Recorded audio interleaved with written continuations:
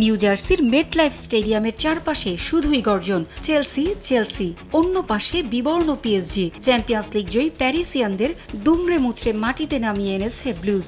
নীলের সাগরে ডুবে যাওয়া সমর্থকরা যে বিশ্বাসই করতে পারছিলেন না এই হার। 2021 সালের পর আরও একবার ফিফা ক্লাব বিশ্বকাপের শিরোপা উঁচিয়ে ধরে উল্লাসে মাতোয়ারা চেলসির গর্বিত অধিনায়ক রিস জেমস। ইতিহাসের সাক্ষী হন মার্কিন প্রেসিডেন্ট ডোনাল্ড ট্রাম্পও।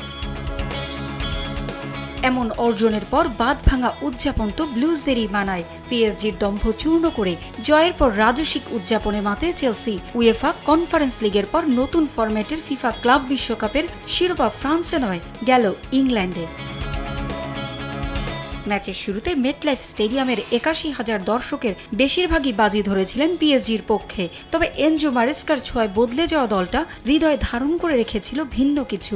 ৮ মিনিটে গোলের সুযোগ পেয়েছিলেন কোল পামার, তবে তার শট পোস্ট ঘেঁষে বেরিয়ে যায়। ১৬ মিনিটে দিজিরে দুয়েকে হতাশ করেন চেলসির ডিফেন্ডার কুকুরেইয়া। অবশেষে ২২ মিনিটে মেটলাইফে পিএসজির দুর্গে প্রথম ঘূর্ণিঝড় হয়ে আঘাত হানেন কোল পামার। ২৩ বছর বয়সী উইঙ্গারের গোলে পিএসজিকে স্তব্ধ করে লিড নেয় চেলসি।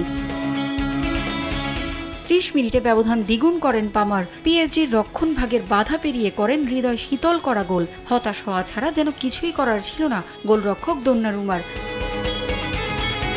৪৩ মিনিটে এনরিকের বুকে যেন পেরেক ঠুকে দেন হুয়াও পেদ্রো। আগে ২ গোল করে দলকে নির্ভর করা পামার এবার সতীর্থকে বলের যোগান দিয়েছেন। তা থেকেই গোল করেন মাত্রই চেলসিতে যোগ দেয়া পেদ্রো।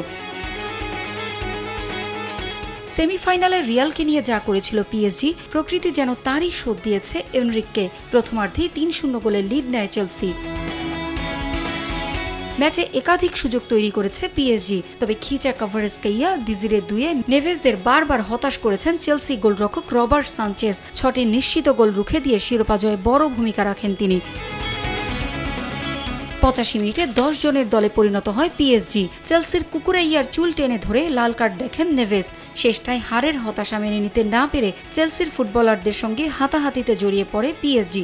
বাদ যাননি কোচ এনরিকো, তবে তাতে ম্লান হয়নি চেলসির শিরোপার উদযাপন।